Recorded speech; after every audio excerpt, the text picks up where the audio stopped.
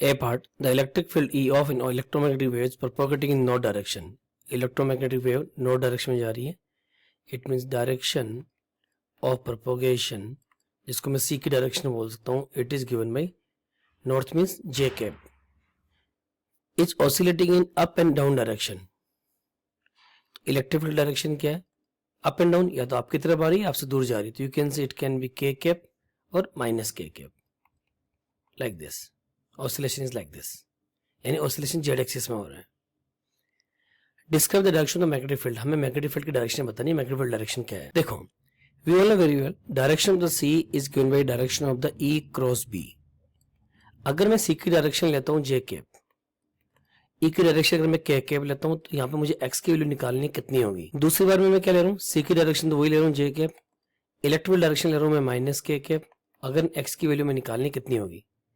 हम सर्किल बना लेंगे आई जे एंड के. नो, के को किससे मल्टीप्लाई करूं जे आ जाए. It means it is visible to all of you. K को आई से क्रॉस करूं तो क्या आ जाए? जे. यहां से एक्स की वैल्यू क्या आ गई? आई कैप. आई कैप का मतलब ये वाली डायरेक्शन होगी i cap. So it is known as a east. तो यहां पे तो डायरेक्शन क्या आ गई आपकी? East direction. अब सेकंड टाइम देखो, J equal to minus K into X. Minus K को किससे मल्टीप्लाई करूं जे आ जाए? तो देखो ये माइनस के है तो माइनस बाहर ले लूं. के क्रॉस, अब एक्स की जगह देखो ध्यान से देखना, अगर के को आई से मल्टीप्लाई करोगे तब जे आ रहा है, लेकिन तो माइनस आ रहा है. तो हम लोग उसको माइनस आई से मल्टीप्लाई कर ले, क्योंकि माइनस माइनस क्या हो गया? प्लस. और प्लस के क्रॉस आई कर ले हम लोग. प्लस के क्रॉस आई क्या आ गया? जे कैप.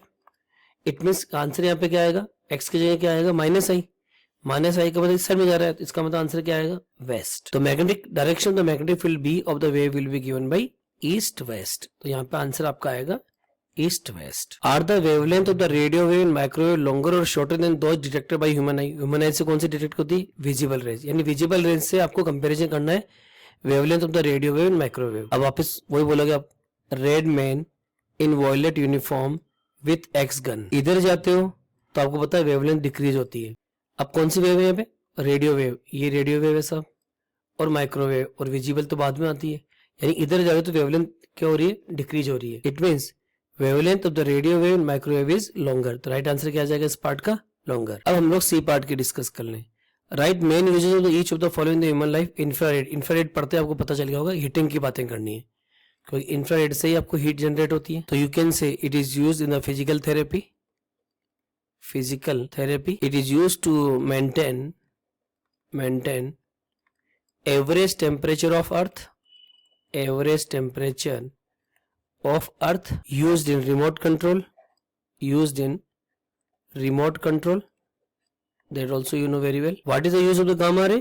सबसे पहले तो आप क्या लिखोगे? Treatment of cancer. So it is used in the treatment of cancer. And second you can say in sterilization of medical equipments. So this is the answer of this question.